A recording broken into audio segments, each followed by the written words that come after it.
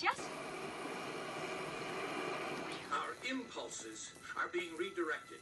We are living in an artificially induced state of consciousness that resembles sleep. Oh, goddamn hacker, that second time night that asshole's cut in.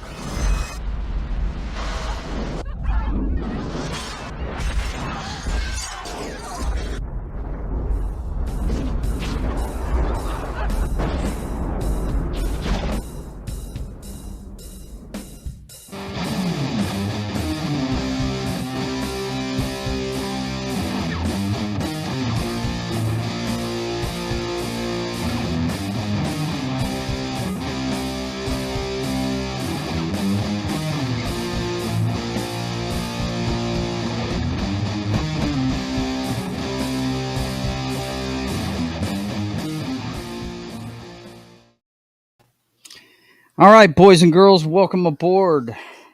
Usually it's the brothers hack the Matrix, but tonight Highlander was not available, so I had to call in the best backup in the league.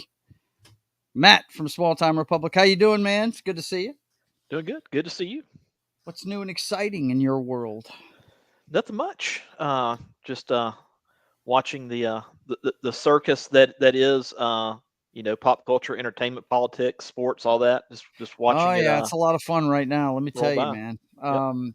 I was enjoying watching Latino Slant earlier today. Of course, he's on it most afternoons for a couple of hours, and he was talking about how there was this one. Of course, his lady is in the industry, right? Yep. She's an actress, and somebody that she knows was that they had a recording of her talking and stuff, and she was talking about how during the WandaVision filming, they wanted them to, the people working background wanted them to submit to getting scanned so that they could be used with AI.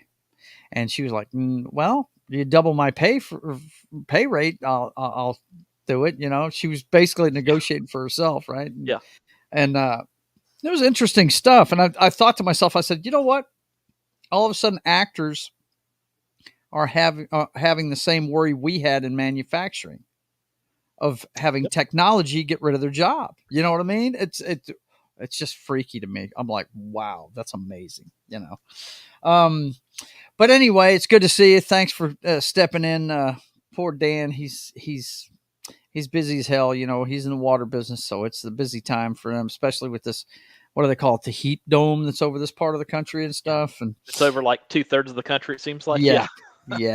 No rain for a while. You know, what's funny is we were getting nothing but rain. You noticed I got my power knocked out a couple of times a couple months ago, but now all of a sudden you can't buy rain. It's just, there's none here. You know, it's really strange how it goes. But anyway, we got some stuff to talk about tonight. We're going to get into some different things here. First one, I figured we get the sad stuff out of the way first. Let me go ahead and share this real quick. Let's see. Where is it?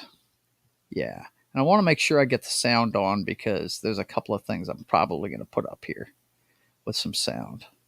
But we had a couple of people pass away this week. First one is near and dear to a lot of people's hearts, even though he had a little bit of controversy during his career, and that's Paul Reubens. He passed away this week. He was 70 years old, and apparently, let's see, he was 70 years old. Says last night, we said farewell to Paul Reubens, an iconic American actor, comedian, writer, and producer whose beloved character Pee Wee Herman delighted generations of children and adults with his positivity and whimsy and belief in the importance of kindness. His reps said in a statement to the Post, the cause of death was cancer, according to the statement. Paul bravely and privately fought cancer for years. His trademark tenacity and wit, a gifted and prolific talent, he will forever live in the comedy pantheon and in our hearts as a treasured friend and a man of remarkable character, generosity of spirit. And I was watching, I think it was Good Morning America. I was watching just recently, right after, the day after he died, and they were saying how, and even Michael Strahan said this because apparently he knew him, and he said the guy never forgot a birthday, never forgot a holiday, always got a hold of his friends, and he just seemed like a really generous guy. Now we know he had that. I can't remember what year it was, but he got caught in one of those porno theaters. It was probably 30 years ago. I mean, yeah, it was a long time ago. Yeah. But you know what? To his credit, he didn't duck it. Nope. He kind of embraced it and friggin', had people laughing about it. You know what I'm saying? So yeah, I just looked up 1991 was when that happened, and I think it was magnified by the fact that he was associated with a kid show. Yeah. And I think had it not been associated with that, there wouldn't have been as much of an uproar about it. Right. And as far as I know, there weren't any children in that theater. So right. Yes, and the people going to that theater were not the upper crust of society either. Mm-hmm. So I'm not excusing it. I'm just saying he was trying to do his thing around in the vicinity of people that were maybe a little bit scummy. Okay, I'll just put it yes, that way. absolutely. But which he was in the entertainment industry, and it's full of scummy people. But this guy doesn't seem like that kind of guy. You know what I mean? But I've got a couple of clips here. I want to show some of his stuff. I saw this one earlier today on a tweet. It was I can't remember who tweeted it, but they said it was her favorite joke in any Pee Wee Herman thing. And this is actually from the movie. Hang on one second. Let me pull it up real quick. Yeah, this is pretty good. Brace yourself. This is great stuff. Like Grandma. Hello, Daddy. It's me, Pee-wee. Where are you calling from? Texas. Where? Honest. Listen, I'll prove it. The stars at night are big and bright. Deep in the heart of Texas. Yep. That is great, man. I love it. The guy was crazy. He always did some really cool stuff in his shows. The other thing I wanted to show, and this kind of ticked me off, because on TV, when they were talking about this guy, they didn't mention this part. And it's one of my favorite parts he ever freaking played, man. It's a movie called Mystery Men. And if you've never seen it, not well received critically. It wasn't well received critically, but I don't care. It is one of the greatest comedies I've ever seen in my life. It is fantastic. If you guys haven't seen this movie, I don't know what's up with StreamYards. If you don't put the mouse in there, it won't show up all of a sudden. But if you've never seen this movie, watch this. This is his entrance as the spleen. Paul Reubens as the spleen in Mystery Men.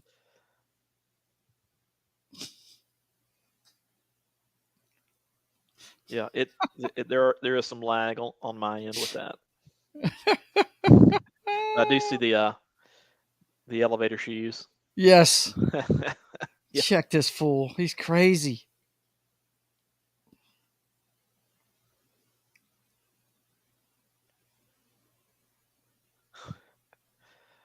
What a cast. I'm telling you. William H. Macy's always been one of my favorites. Hank Azaria is funny as hell. If you've never seen The Birdcage, Hank Azaria steals every scene he's in that movie. I think Ben Stiller may have had some creative control. By the way, I don't have any sound on my end. Oh, you don't? No, I don't. Oh, shoot. Hang on a second. Hang on.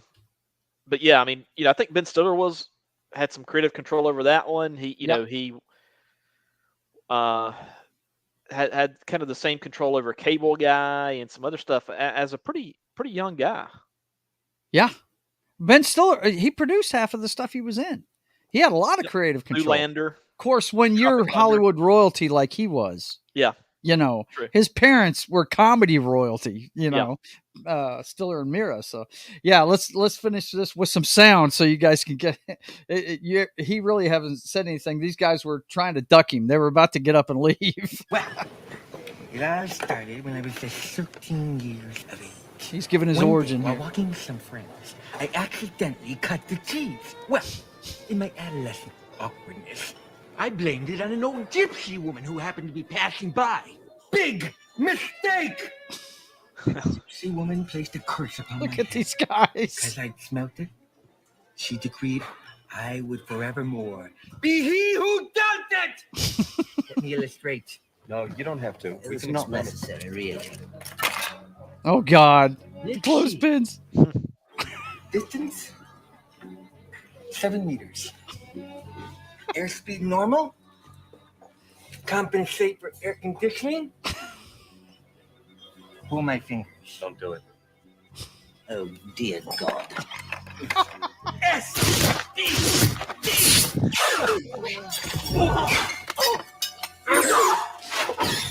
Oh God!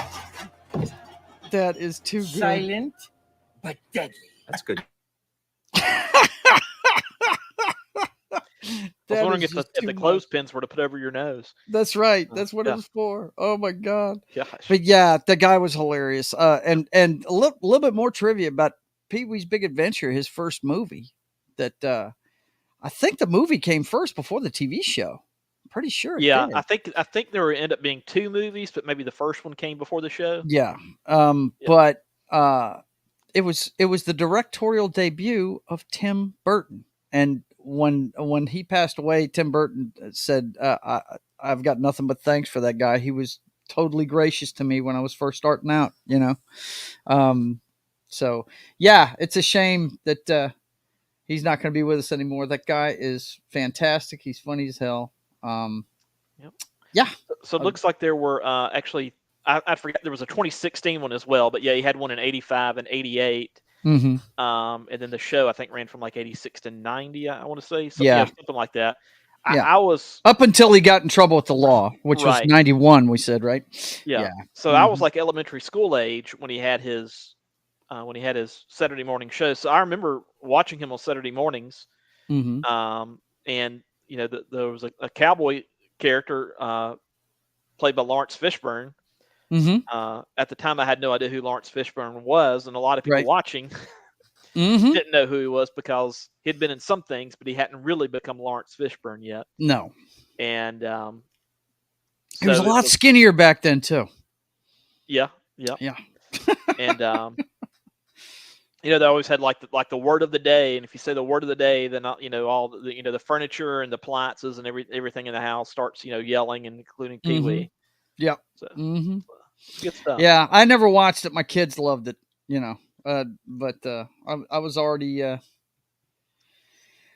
already doing other things. Then I was bartending when that stuff was on TV. But anyway, he will be missed. Godspeed, Mr. Paul Reubens, the creator of Pee-wee's Playhouse, I think was the name of it. Yep, he was also the voice. There was a movie called Flight of the Navigator that came out in '86. Okay, which was one of my favorite movies growing up, where he played like the voice of like the it was like a the ship basically that this kid was in. Okay, and the kid ends up, the ship crashes, and the kid like loses 5 years of time or 6 years of time at least, but he doesn't age any. It's a good kids movie. Yeah, I've never seen that one. I've heard good stuff about it. We've got a few people in here in the chat we got to recognize real quick. Of course, my wife was the first one in there. Of course she was. She's at the grocery store. And Ron is in. He says, hey, he's ready for some football. Yeah. I think the game kicks off here at 7, probably about the last half hour we're on. I know Football Night in America has already started. It started when we started. So it's being, by the way, if you didn't know, the Hall of Fame game is tonight. It's the kickoff of the football season. The preseason starts tonight with the Jets versus the Browns live from Canton, and it's on your local NBC affiliate. The Sunday Night Football guys are covered it. So interesting to see who's going to be their announcers this year. Is Al Michaels coming back again, or I don't know. I think it's Tirico now. Is it okay? Mike Tirico. I want to say Al Michaels and Herb Street do Amazon. Oh, did or they? At least they did last year. Yeah, they did last year. Okay, who else we got in here? Yeah, that's Matt saying hi to us. Paul Reubens is here, deep in the heart of Texas. Reuben paging Mr. Herman. Yeah. That's right, paging Mr. Herman. Mr. Herman. Oh my God, too damn funny. Let's see. Dottie is a babe, Reuben says. And my wife, of course, is all about Zach Thomas going into the Hall. You know, she loves that guy. That guy's the reason why she roots for the Miami Dolphins. But there was one other death this week we wanted to make mention of. And I had forgot this guy was even with the band. He wasn't with them long, but he was a founding member of the Eagles. Yep. And that would be Mr. Randy Meisner. He passed away at 77. Led a full life. Legendary band's former bassist and singer died Wednesday in Los Angeles as a result of complications from chronic obstructive pulmonary disease, COPD. I think everybody knows somebody in their family that struggles with that, according to a statement issued Thursday by the Eagles. So yeah, this is the lineup. I think that was the last time he played with them was when they did Hotel California when Joe Walsh first met the band. He was with them when their original run. Yep. Yeah, he I think he left them even before they finished the original run. Yep. Brought in the guy from is it Timothy B. Schmidt is who they brought Timothy in. B. Schmidt. There's another band he came from called like Pogo or Podo or something. I'd have to look it up, but several of the Eagles have come from there. Mm-hmm. But yeah, it's a shame. The guy was talented. But that's our obituaries for the week this week. So yeah, are you an Eagles fan?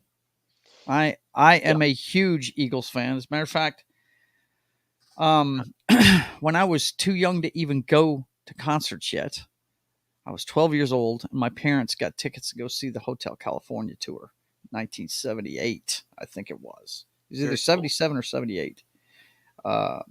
And I was pissed because they wouldn't take me with them. I wanted to go. Yeah. You know what I mean? Yeah, and Poco was the band. I think, Timothy B. Schmidt came from there, and another one the Eagles did as well, or either went there afterward. But I mean, Take It to the Limit. That's Randy Meisner. That was his iconic song because he was the only one that could sing those high notes. And as good as Timothy B. Schmidt was, nobody couldn't sing that stuff like Randy Meisner. Yeah. Yep, absolutely, man. But absolutely.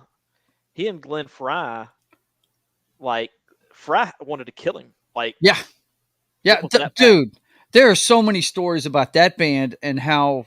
I mean, well, you get that many alpha dogs together, you're going to end up with stuff like that. I mean, I know a lot about the band because I'm a big Linda Ronstadt fan, and that's where Fry and Don Henley got their start.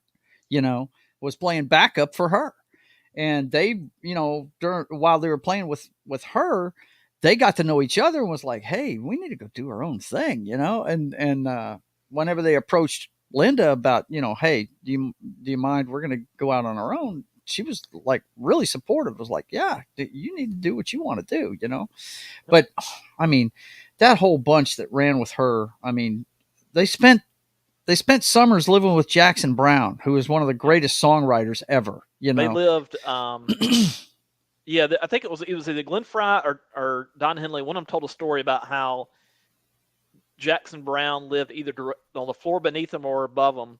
Yep. Every morning at like the exact time, I don't know if it was 7 a.m., 8 a.m., what, they Yeah. would hear Jackson Brown on the piano practice. Yes.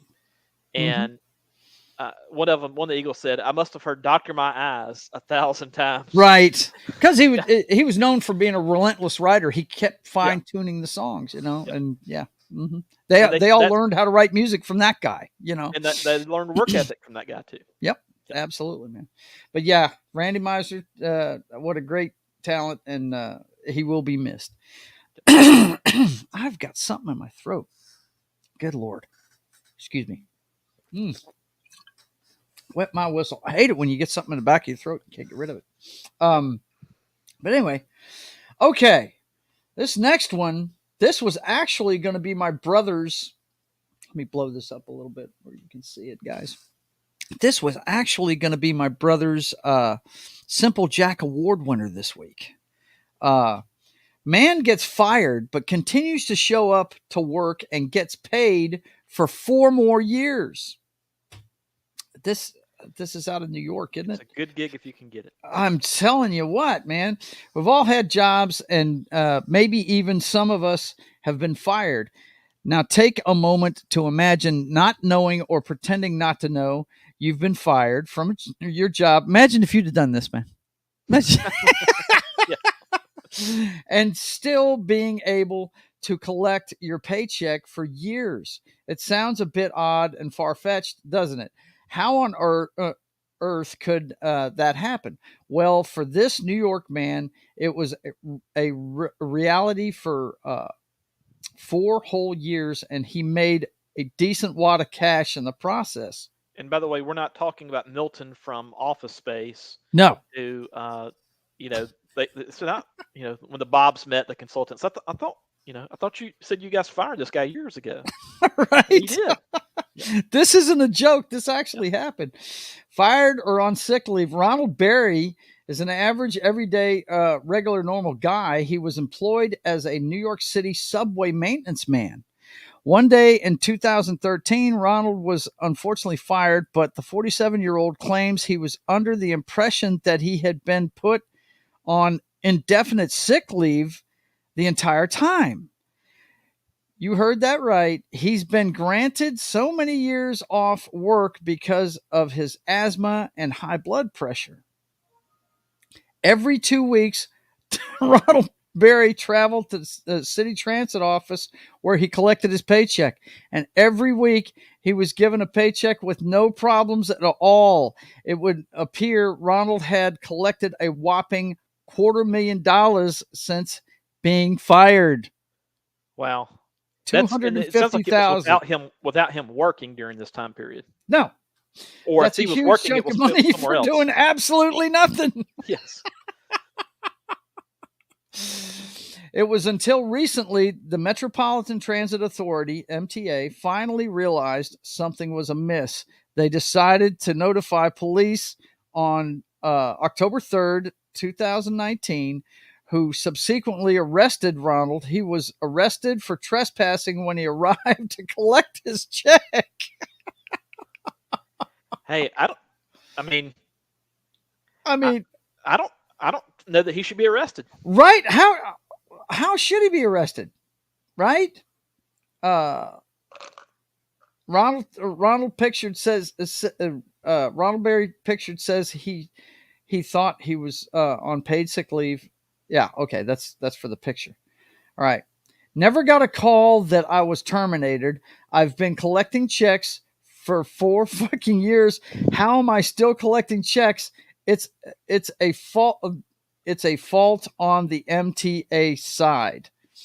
Turns out Ronald had actually been fired from his subway maintenance job back in 2013. However, some way he'd landed back on the payroll in 2015. Ronald spoke to his boss, trying to find out what had happened. He asked him how he might have been still getting paid if he was indeed fired. Apparently, his boss then told him, "That's not my problem. That's payroll's problem." Hey, I was just looking at the advertisement beneath it. That might be a little bit of clickbait there. I'm just what saying, are we talking about? About George Clooney. Out of the closet. Oh, whatever. He's out of the closet about liking turtlenecks is what it is. Good Lord. And it keeps popping up too. Yeah. The plot thickens. To make matters even more confusing for all involved, especially Ronald, he claims the company has been sending him letters too. If I'm terminated, why am I getting letters from them? The last one I got was at the end of last month, and I believe it was for asbestos training or track training. Now, if they would have sent me a termination letter, fuck going to pick up the check. I'm terminated already. Let me file for unemployment. You can't make this shit up. This is too much, man. Well, that and, if you're working on the subway system, there should be some sort of clock in and clock out process on how you get paid. If he's an hourly worker, right? Why is he getting it's like he's an hourly worker, but getting paid on salary. Right. Yeah. The truth comes out on being fired. As it turns out, Mr. Berry probably knew all along he wasn't off on sick leave. Every paycheck Ronald collected specifically stated his hours worked. This means that there's no way he could have mistaken it for anything else. The New York Police Department has since confirmed that Mr. Berry was criminally charged with trespassing after being observed inside the employee-only New York City transit facility. The Metropolitan Transit Authority is doing some investigating as to how this could have happened. The agency is now using biometric fingerprint technology to allow employees to clock in and out of work. Had they made use of the technology sooner, perhaps Ronald would not have been able to get away with so many years paid. Tim Minton, a spokesperson for the Metropolitan Transit Authority, has said anyone who inappropriately took public money will be held accountable to the full extent of the law. As much as we like to see unlawful get what they deserve, we can't help but laugh and wonder how it took the Metropolitan Transit Authority this long to notice.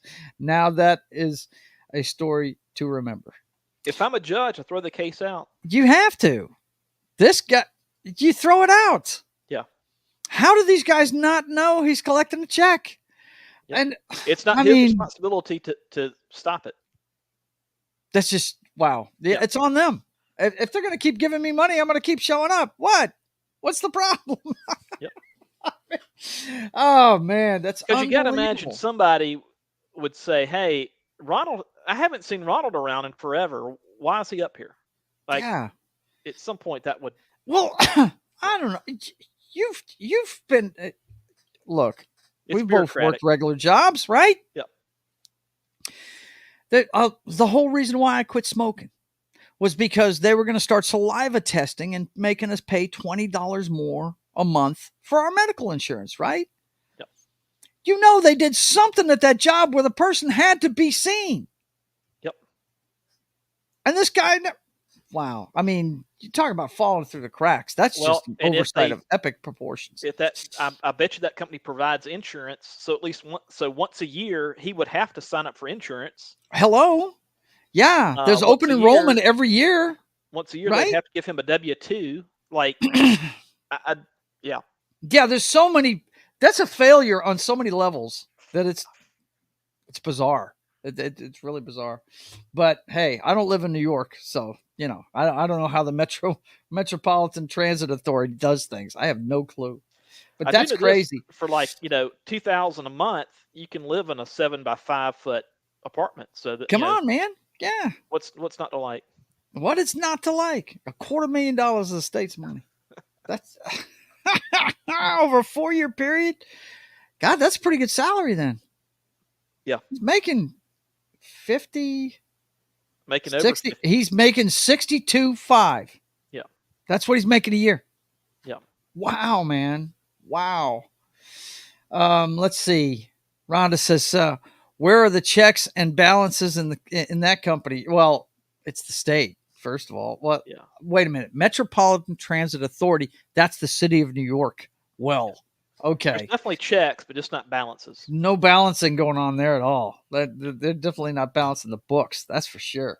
That's crazy. Well, man. we all know and that and I'm with you.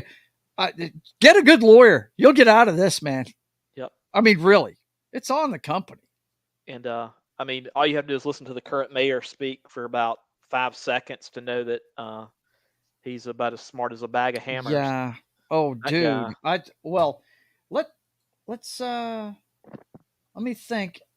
Is that there's a story in here? Was that the New York City? Was that New York City? Bear with me 1 second. I'm going to try and find this thing. We didn't have that. We didn't crowd this with too many stories this week, but there's one that could really let you know. Yeah, these guys aren't the sharpest tools in the shed. Let me see if I can find it real fast. Whenever de Blasio was in office, I thought, well, at least whoever's after de Blasio will be better. Right. Yeah. Yes. Oh no, that's Illinois. That's Illinois. We might have to talk about that one before it's over with if we got time. It's one about them. They're going to let non-citizens be police officers. Yeah, the Illinois governor. Yep. That's insane on the several Illinois levels. governor who looks like he could be like a mob character out of The Simpsons. Right, he does. Yeah. Okay, so the next one we got here. This is just wow. I fear for the future of the human race when I see stories like this right here. You guys have got to see this to believe it. This guy right here, weird but true is about right. This is from I think it's New York Post. Yeah. Man who spent $14,000 to transform himself into a collie steps out for the first ever walk in public. Now I'll show you this video here in a minute, but let's read some of this article here. The dog days are just beginning for this man. A Japanese native has transformed himself into a canine after forking out more than $14,000 for a custom-made collie costume. I know this is not it. I know it's in Japan, but I still want to somehow blame Ronald Reagan for this. Reagan, you cut money from mental health facilities. Yeah, you cut way too much from mental health, man. Damn, dude. The private citizen who goes only by Taco online, or Toko, I'm sorry, don't let me mispronounce the collie's name, Toko, says the unusual garment has helped actualize his dream of becoming an animal. Yeah. Well, Joe, I'll tell you, this is probably even before I was born. I had an older cousin that when he was like a toddler, 3, 4 years old, yeah, he wanted to be a dog, and he tried out like a dog. Well, you know what? Eventually, his parents or somebody told him, "Stop doing that. That's weird." Mm-hmm. And and as a small people child, don't do that anymore. He figured out that he should stop that. Yeah. Matter of fact, he identifies as his dog, and we're supposed to recognize that now. Yeah. Oh boy. Oh, this hurts me. Well, at least it explains how, whenever you see those old episodes of Lassie, and you wonder how can Lassie understand the complex things like, Timmy fell down, old Farmer Miller's well 2.5 miles away. Like how could Lassie relay all that? Well, now we know how. Yeah, now we know how, because it was a dude in a dog suit. Yeah. Oh man. Ruben says his pronouns are good boy. Footage shared on Taco's YouTube or Taco. I keep saying Taco. Yeah, I'm going to keep saying Taco because that's what it looks like.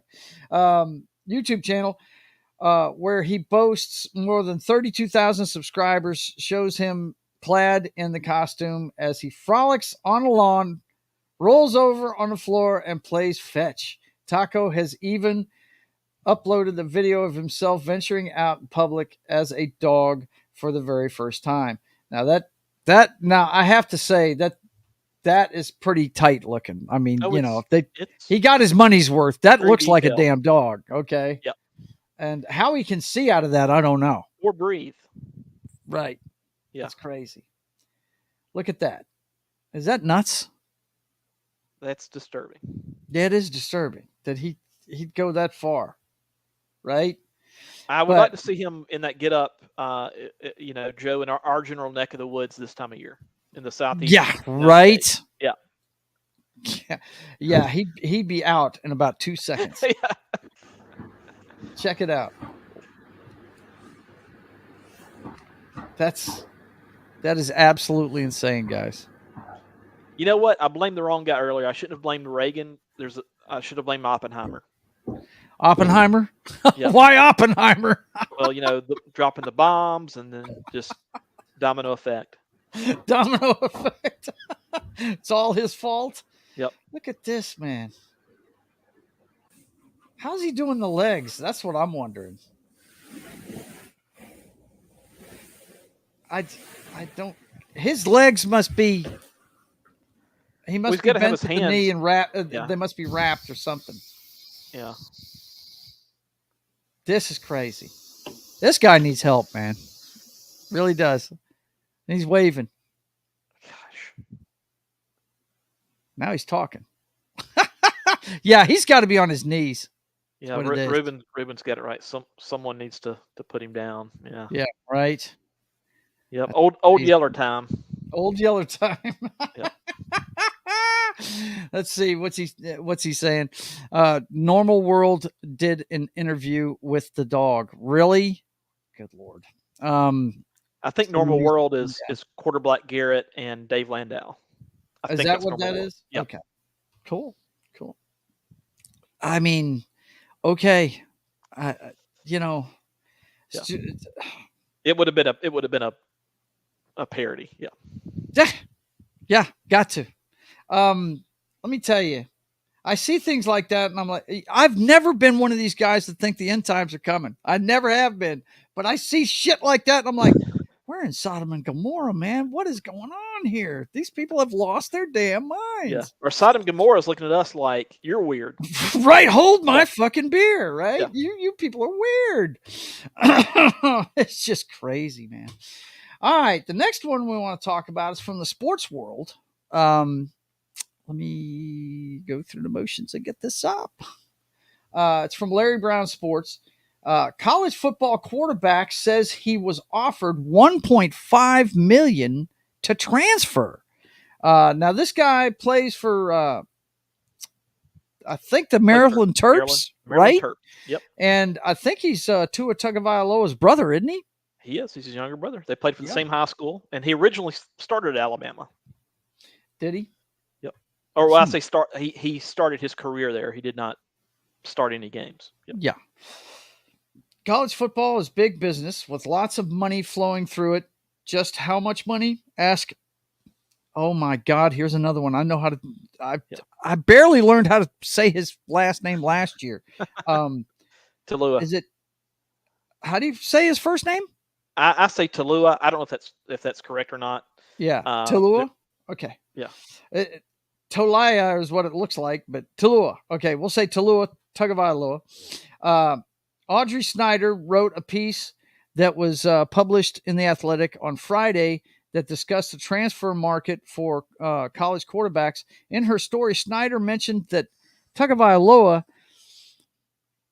said at Big Ten Media Day that he was offered $1.5 million to transfer to an unnamed SEC program. Was that Auburn, bro? Were you trying to get Tagovailoa down there? You never know. Auburn did get a transfer from Michigan State at quarterback, so if it was before that happened, it could have been. Jeez, man, that's crazy. Though the money was enticing, Tagovailoa immediately decided to remain at Maryland for his redshirt senior season. I hate these names. Just say little brother. Talua. Yeah, little brother, Tua. right? Yeah. Tua, who is the younger brother of Miami Dolphins, Tua Tagovailoa, said he decided that staying at a place where he was happy and comfortable was more important than the big immediate payday. I'm sorry. It would be hard for me to go to another place and not be happy, but have all the money in the world, Tagovailoa said. via Snyder. I'd rather be at a place where maybe I don't have as much, but I'm happy and I'm here to work. Talua acknowledged that if he didn't have his family and a brother in the NFL, he might have made a different choice. But staying with the Terrapins was the right move for him. Talua began his college career at Alabama with his brother. He is entering his 4th season with Maryland. He has passed for 7,879 yards and 51 touchdowns and 26 interceptions. He has also rushed for 8 touchdowns. If Talua had to turn down $1.5 million to remain at Maryland, it's easy to see why so many players, especially quarterbacks, end up transferring these days. Well, it's not a new thing for quarterbacks to transfer. I mean, the one that Ruben says the end is nigh. I'm sorry I missed that earlier, buddy. But the one I always think of transferring, and it was good for him, was I always boast that Troy Aikman was an Oklahoma Sooner, Yes, which he was his freshman year, and he found out he was not going to get to play. He was playing behind. I don't even remember who he was playing behind. But was it the freshman that was really good that won the national championship, or was it after that? I don't remember, man. Don't remember. But he ended up. Go ahead. I do know that I think when Oklahoma won their national title, or at least the one from around that time period, I think they had a freshman at quarterback, which was rare back then. Mm-hmm. He was like a dual threat quarterback. Yeah. Not sure. It was a long time ago for me. Yeah, I don't watch much college football, but I always remember Mel Holloway. Okay, all right. Who probably didn't do anything in the NFL, right? I don't believe so. Anyway, he ended up transferring, played 3 years for UCLA. So he was a Bruin the rest of his college career. It's not new. It's just the way they've changed college football as far as, well, first of all, they get paid now. They have full rights to their name and likeness, and they get paid for that now, and that kind of thing. And which is good. I think that's good. I just, things like this disturb me.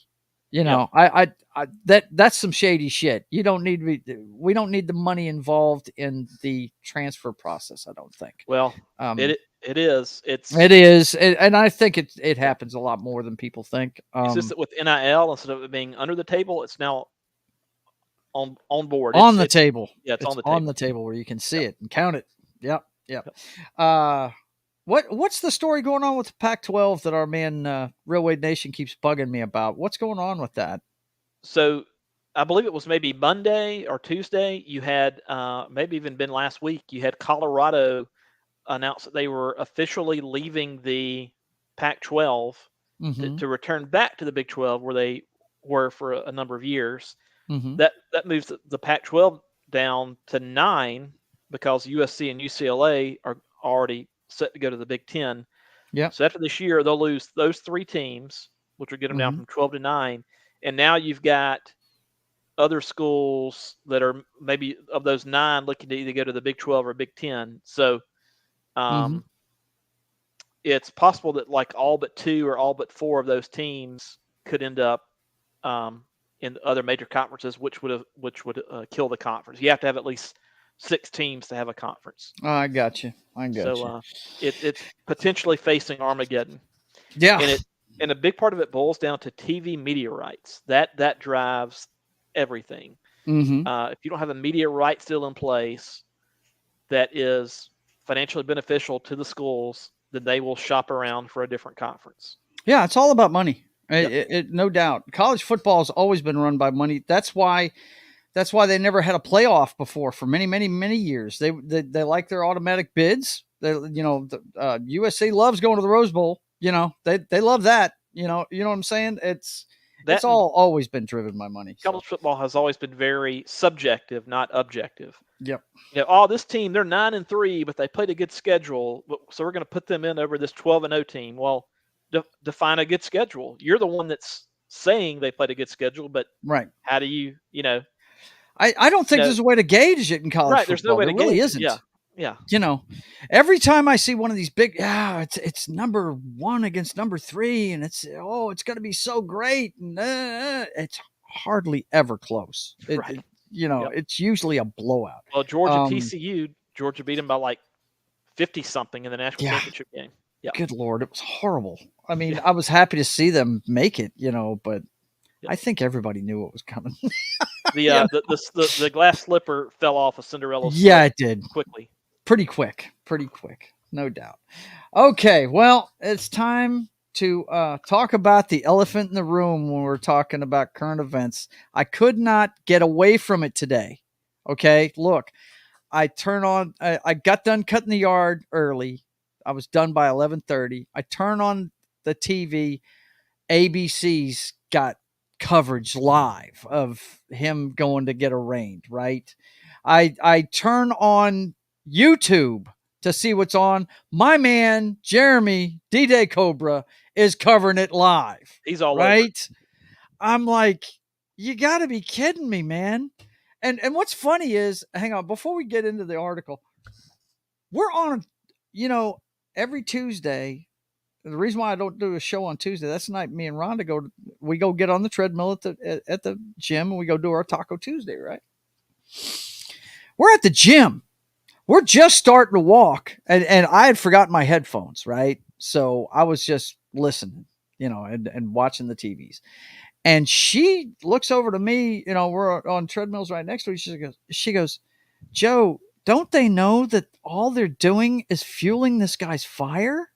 Yep. Don't they know that's all they're doing? And I was like, I really don't know what they're thinking, Rhonda. I really don't. And she looked at me, she goes, look, if a normie like me that doesn't pay attention to politics knows this, how can they not see it? I'm like, I don't know, Rhonda. I don't know what they're doing. Well, it's interesting you mentioned Jeremy, because I think it was maybe his thumbnail for his show yesterday. It had like Trump as the Incredible Hulk.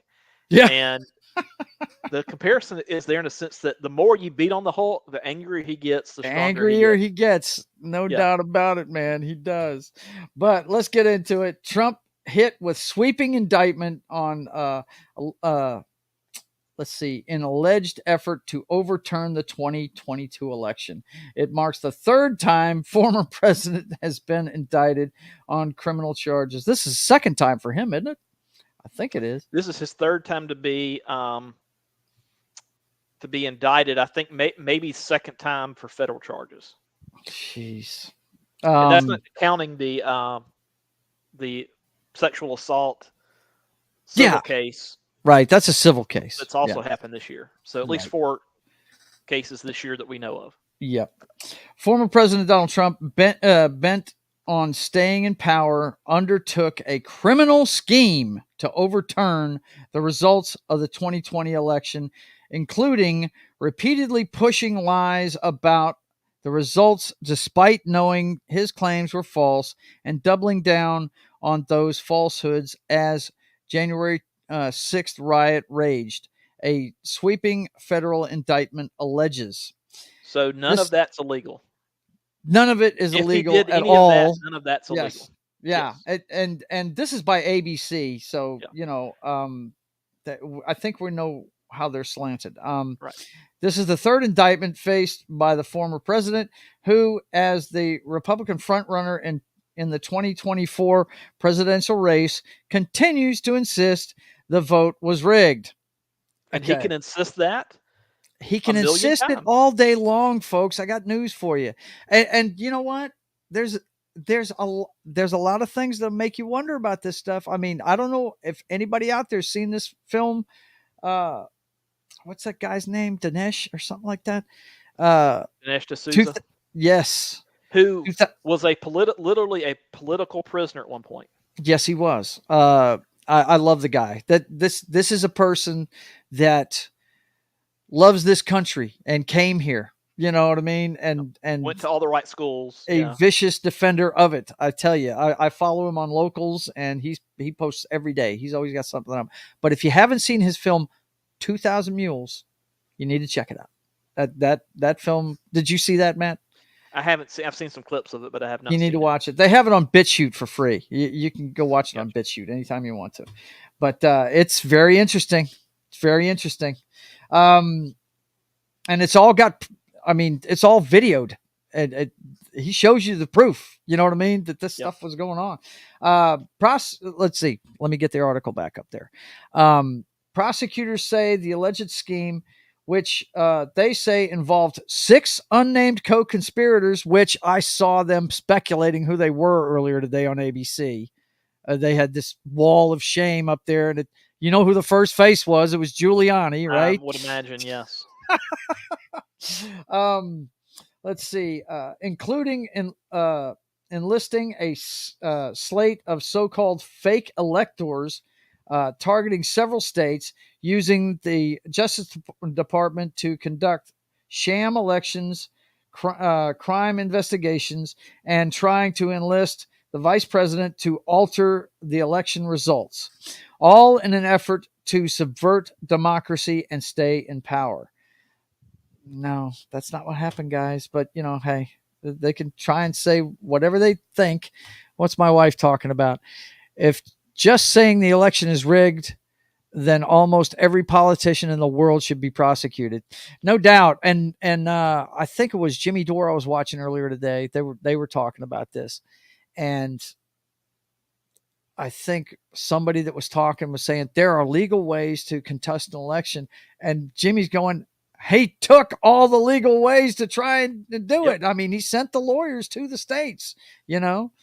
And from what I hear, George is thinking about indicting him for something too, having to do with the election. I think. I can't remember. I have no doubt for sure. Bear in mind, this is, and again, I'm trying to tread lightly here, but Georgia, this is the same state where there is footage of people in a heavily Democratic district. Yep. Blocking out the windows on the door and the actual windows of the room, then pulling out 2 large boxes of ballots that were not cast from that precinct, then bragging about it on Facebook how they did it. Yeah. Yeah. And nothing criminal. These are all facts, boys and girls, that you can go look at it. Yeah, nothing criminal was ever brought up against them for that. Nothing. Yeah. Okay. 6 alleged co-conspirators include several attorneys and a Justice Department official. The sweeping indictment, based on the investigation by Special Counsel Jack Smith, charges Trump with 4 felony counts: conspiracy to defraud the United States, conspiracy to obstruct an official proceeding, obstruction of and attempt to obstruct an official proceeding, and conspiracy against rights. Conspiracy against rights. I don't get that. I would like. I'm now waiting for the indictment of Stacey Abrams for 2018 and for Hillary Clinton for 2016, where they did the exact same thing that Trump has done, in the sense that they repeatedly stated that their election was rigged, stolen, was rigged, whatever term you want to use, all rigged, and that Trump was not a legitimate president. Clinton claimed that a certain former Soviet country, a big red country, put him into office, which was a lie. Yeah. Nothing was ever done. Yeah. Oh, God. We could go on for a while. And here's the thing, guys. If they had something on this guy, he'd be in jail already. Yeah. They don't have anything on him. This is a 3-year-long fishing. Well, actually, when you really think about it, it's a 7-year-long fishing expedition.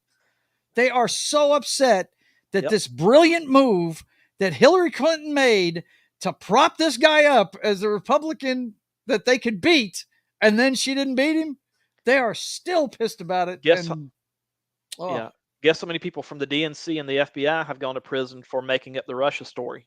Nothing. Nobody. No one. Nobody has. Not a soul. My brother points that out every week. Nobody's going to jail over this, right? Yep. Nobody. But I did see an interesting article today, and it's true. It speaks to what we were just talking about, how none of this is illegal, right? Judge rules that Trump false election claims while in office covered by presidential immunity. This is on the Hill's website. A Pennsylvania state judge ruled Monday that an election worker cannot sue former President Trump over statements he made sowing doubt in the 2020 election results while in office, finding the statements are protected by presidential immunity.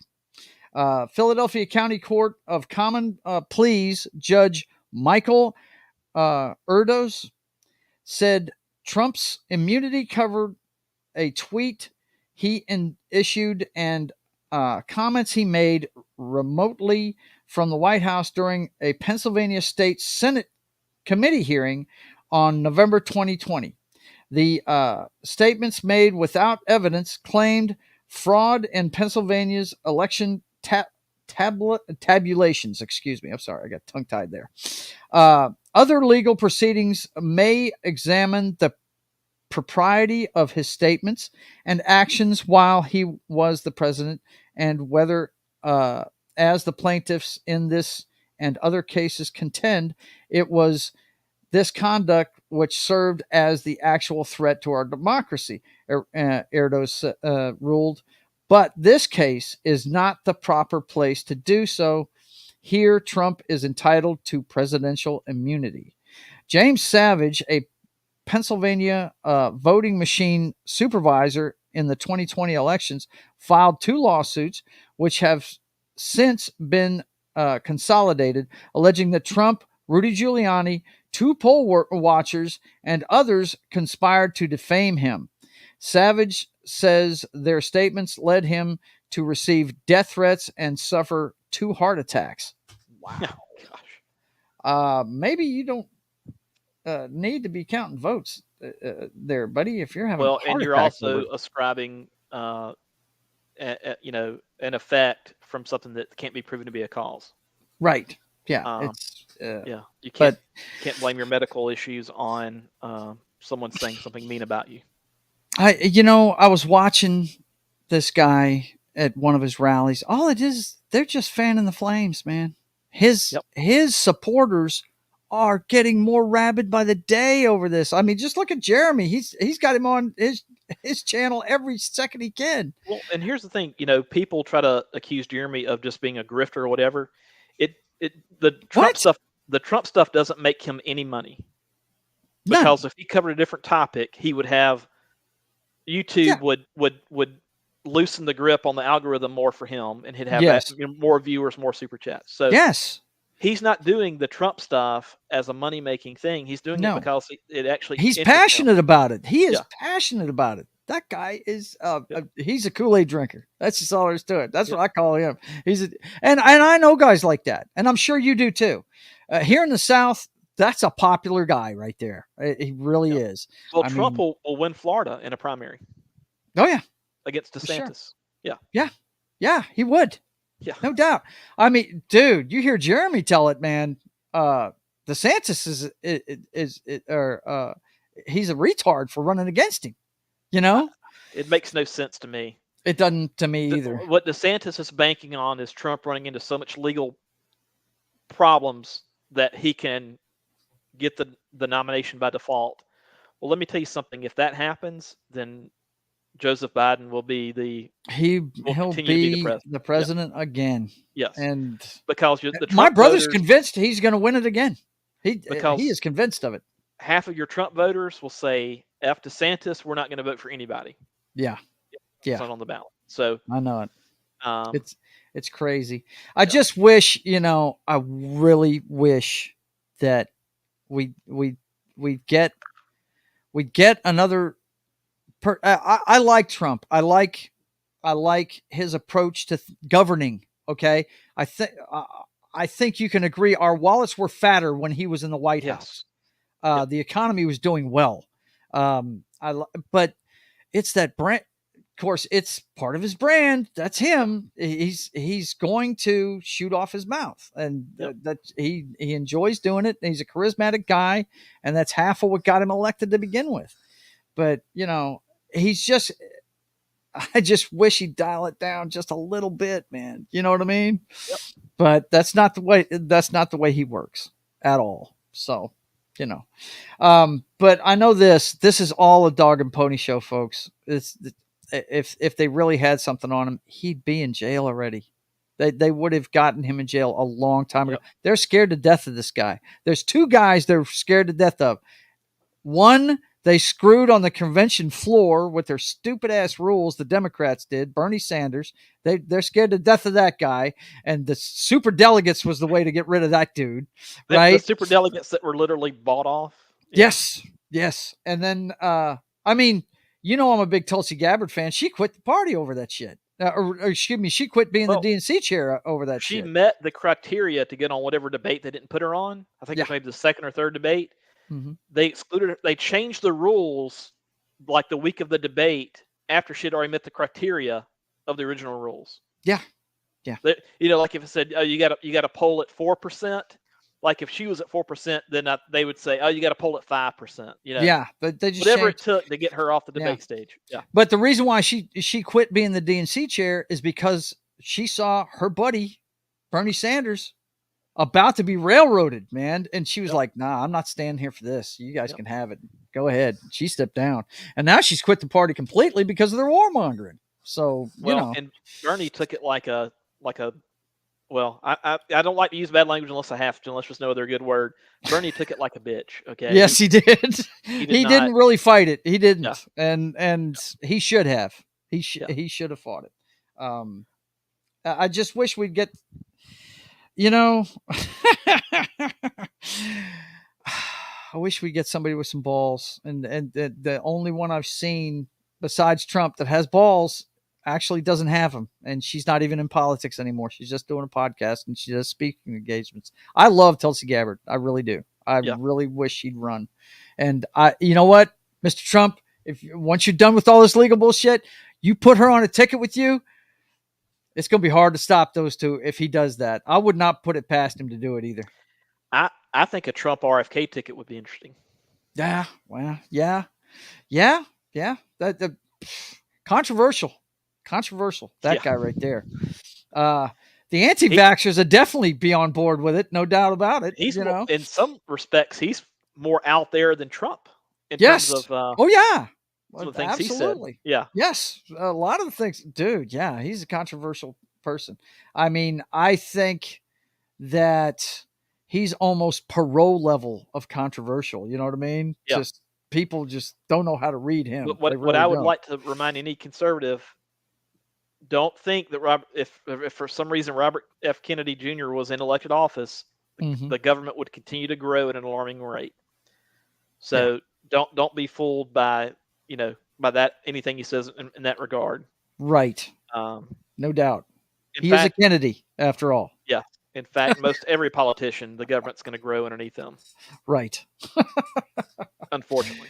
All right. So we'll see how this latest flailing by the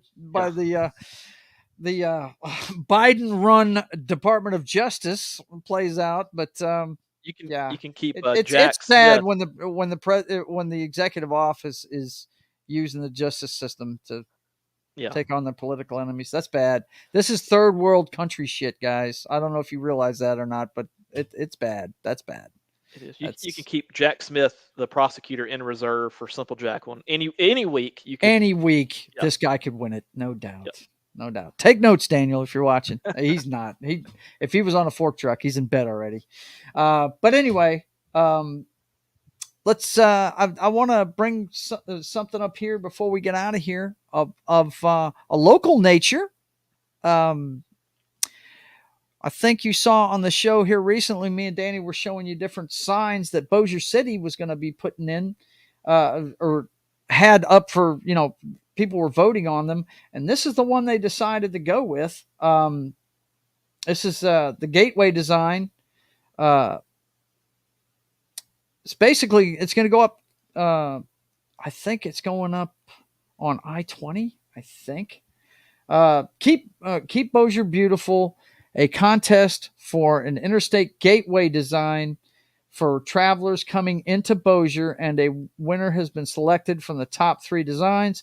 On July 27th, the winner of the Welcome to Bossier Gateway sign design contest has been chosen. 6 successful and talented architects submitted their concepts for a gateway that would best reflect the values of Bossier City residents and welcome visitors to the area. Now, I got to tell you guys, let me find the picture. Maybe I can blow it up.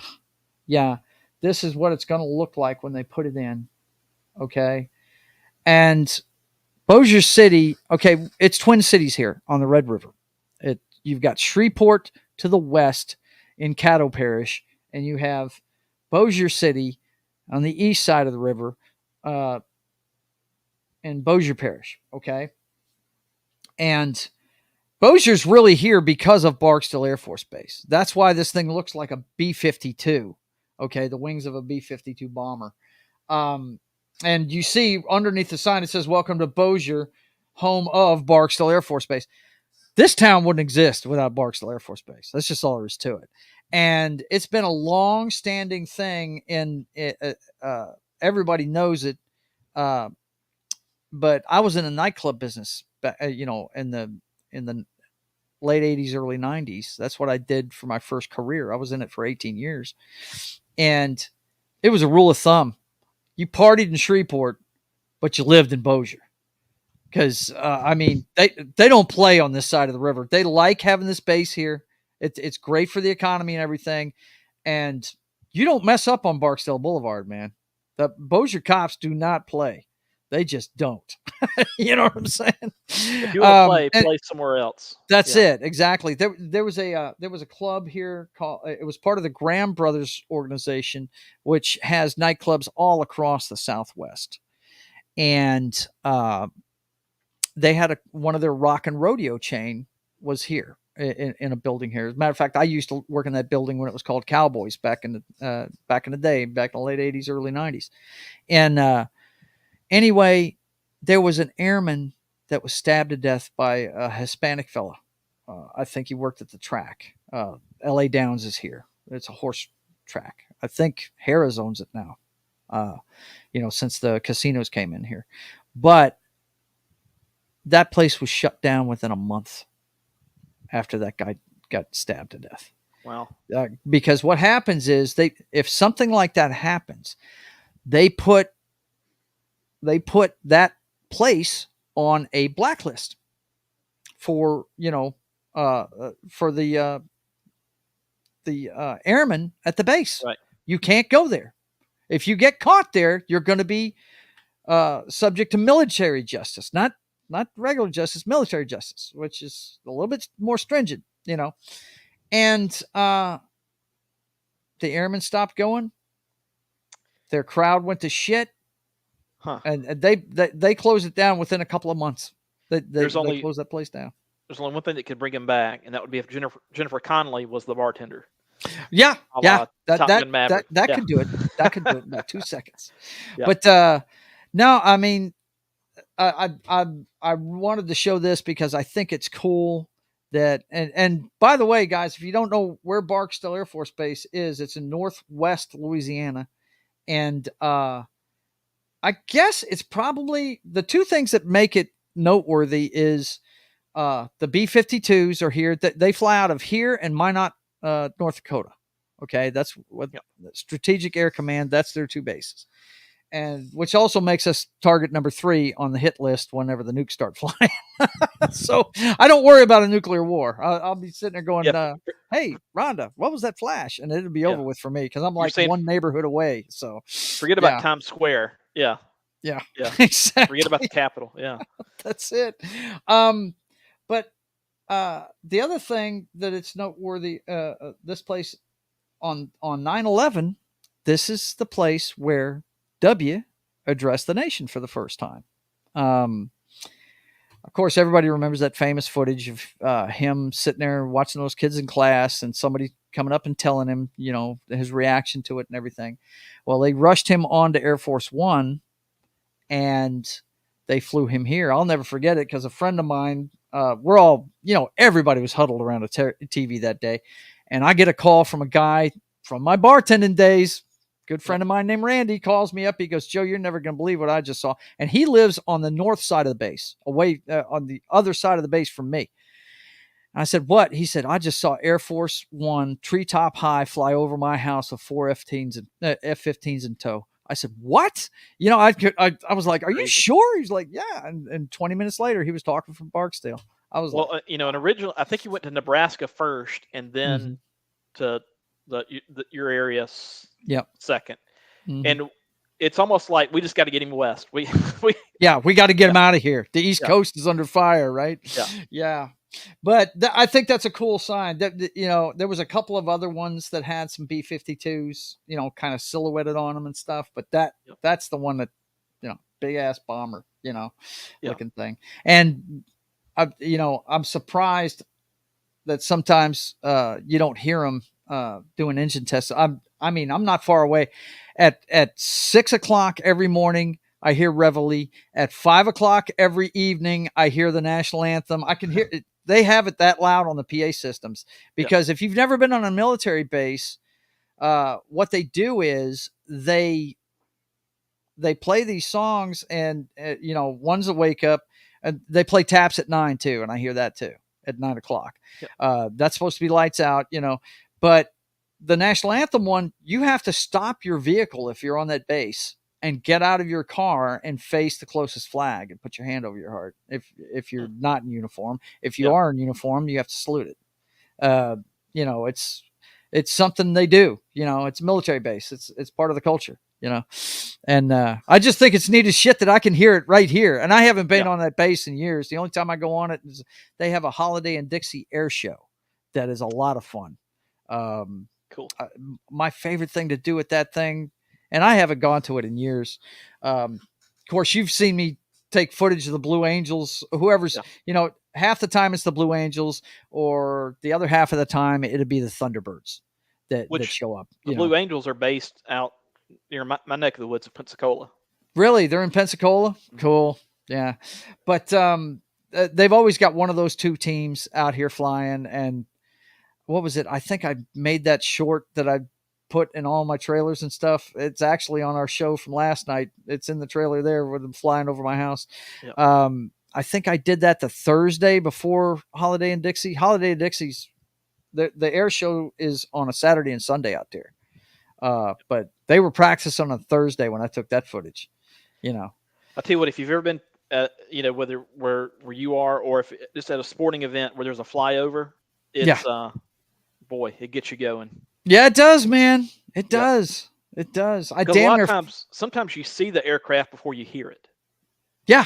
Yeah. Because, Crazy. you know, it takes a while for sound to get to you. Yeah. Absolutely. It's kind of like, well, if you have you seen Oppenheimer yet? I have not. That's one thing I thought was cool about the bomb blast, man. You didn't hear the bomb blast for a minute. They're 10 miles away when they watched it. Right. Right. So you see the light and everything else. You don't hear the bomb blast right away. You know what I mean? It's pretty neat. It's almost deafening, the silence they have there in that part of the movie. It's pretty cool. You know, I've never been to the Shreveport, Bossier City area, but I did spend a week working in Leesville, which is a couple hours south. That's the place I was born, my friend. Okay, I got you. Well, I was about to say that's also a military town. Yes, it is, but it's God. That's that one's a typical military town right there. Yeah, it is. It's strip clubs and pawn shops. Yeah. Well, and I remember one night, the group I was working with, we went and ate at a Japanese restaurant, and some people got sushi, and I said, I don't know if I'd be getting sushi in Leesville. No, that's not. No, I don't know. I wouldn't be doing that. No, crawfish maybe, but sushi, nah. I don't think that they know how to do that. Yeah. The last time I was down there was a couple of guys that I played DC Universe Online with. And I always try and reach out and meet these guys when they're in town and stuff. They were both in the Air Force, and they were TDY down there doing something for the fort, something to do with communications. And I took them both to dinner, and that was the last time I was down there. But my dad was a drill sergeant at Polk, Fort Johnson. Get that right. That fort has changed names now. So it was Johnson before Polk, or Johnson? No, it was Polk. Okay. It was Polk. and it was changed to Johnson because apparently Leonidas Polk was a colonel in the Confederate Army. But like Fort Benning and Columbus and exactly, yeah. exactly. It's been changed to Fort Johnson, but the nickname it's always had is Little Vietnam. It was the main launching point for troops being trained to go to Vietnam. That's what my dad was doing in '65. He was training guys that were going to Vietnam. They call it that because you know how humid it is here, because the swamplands and everything, right? And the heat and everything. This was the closest military base with conditions for the training that they could do. So yeah, and that's where I was born, 1965, man, a while ago. Right in the middle of the war. Yep. Yeah, right in the middle of it. Yeah, and that's part of the reason why he got out of the Army.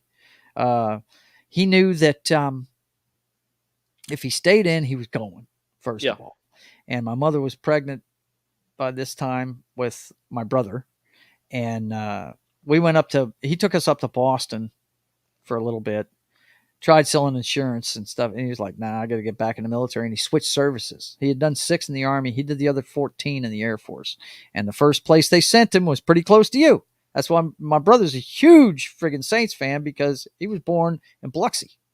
Okay. At Keesler. He was born at Keesler. And so, yeah, that was the first place we went. And then we ended up here in the end of '68. Danny wasn't even a year old yet when we got here. And we rented for a year, and they bought this house in '69, and I've been here ever since. The only time I was away from here was my 3 years in the military. But anyway. But yeah, I love the sign. One more time for you guys and gals out there. I get, you know that new movie, The Sound of Freedom? I hear The Sound of Freedom all the time. All the time, baby. B-52s, boy. That's the one thing when people come here from out of town, they love those planes when they see them. They're like, wow, that's cool, Yep. Yeah. It's interesting you mentioned, the 60s and forts and bases and everything. In my neck of the woods in Mobile, that we have Brookley Field. And prior to the mid to late '60s, it was a big manufacturer of aircraft and other things for the military. Yeah. And LBJ decided he could get a better deal if he moved it, somewhere else. And as a result, it got shut down. Wow. So, I'm telling you, politics is nothing new. It is nothing new, man. Dude, I want to say every place that I served at between 1983 and 1986, except for Hood, which will never shut down. It's the largest armored post in the free world. It's closed now. I did my basic and AIT at Anniston, Alabama, at McClellan. It's closed. I did my first year at Hood. Then my second year on Johnson Island. We have leveled everything on Johnson Island. It is all grown over now. You can't even land a plane there now. Yeah. You can only get there by sea. Let's see. The Presidio San Francisco is closed too. That was the last place I served at. No, I take that back. Fort Shafter, Hawaii, which I was there for like 3 months after my Johnson Island gig, waiting on orders. That's probably still open. Was Hawaii, was that considered like a sweetheart deal to try to get out there? Or did people did people desire to go out there to Hawaii? Oh man, yeah, of course. Yeah. Oh yeah, shit. The Army, we had Schofield Barracks on the north side of the Big Island. We had Fort Shafter, which was 8 minutes from Waikiki. I had a ball. Learned how to surf. If I have my way, I will retire on the friggin' ocean. And then dude, I couldn't believe it. A friend of mine from Hood, I hadn't seen him in a year because I'd been on Johnson Island for a year, right? Get this. He gets the MP gig at the fucking Army Hotel right there on fucking Waikiki. I was like, you sorry son of a bitch. How the fuck did you pull that off? Prime time. I mean, and I got stuck on a rock in the middle of the ocean, and this guy is working at the hotel on Waikiki. Security for the hotel. Having to pick coconuts out of a tree, and this guy, right? Yeah. Oh, unbelievable. More like pick coral out of my ass. Good Lord. Yeah. All right, let's see. What's Ariel talking about here? Has any B-52s ever been shot down? No. I think I can confidently say no. They've never been shot down. B-52s, oh, God, I'd have to look it up, but I'm pretty sure that they came into existence maybe at the earliest, the end of the 50s, I think. They've been trying to replace that plane ever since, and they can't. I mean, it's perfect for what it does, you know. Yep. Let's see. And she's saying hello. It's good to see you, Ariel, for sure. So then what are you saying? Hood was sunk yet again? It's landlocked, chick. It's not sinking. No. Oh my fucking God. Laugh out loud. We have Lemoore NAS here. NAS. I'm not sure what that means. Naval Air Station. Naval Air Station. Okay, there you go. And how they got people to come to this desolate area is they lied saying, yeah, Lemoore is an hour from the mountains and an hour from the beach. Nice. Yeah, that's one way of putting it. That is one way when they tell you, hey, it's not this far from this or that, but it's not there. Yeah. Right. Yeah. The first, she just made me think of that scene in Silence of the Lambs, you know? Yeah. Where you one day a week you can walk on the beach and blah, blah, blah, blah. Yeah. Animal Research Center, huh? Or when you hear, you know, somebody saying, hey, let me tell you something. She's got a great personality. Oh, God. Right? Yeah. You got a picture? Yeah. Maybe later. Can't find it right now. All right, boys and girls, that's going to do it for tonight. We've got to get to our television sets so we can get caught up on what the third stringers are doing in Canton, Ohio. The Browns and the New York Jets are going at it right now. So I'm not going to go through a big rigmarole here at the end, you know, with putting everybody full face and everything. You can find Small Time Republic on my show. He's sometimes shows up with Wes on Whatever Cast, and he's been showing up on the MFer on Jed's channel. So he is very active on Twitter, though. Look for him on Twitter. It's Small Time 3, isn't it? Yep, small _ time 3. And there made a couple appearances on Talk Slot Entertainment. He does a show Mondays, you know, midday. It's really? You've been on there? Cool. Corey Harrison. Yep. Yeah, I know Corey. Yeah. Heck yeah. He's part of the Dix division. I know exactly who that guy is.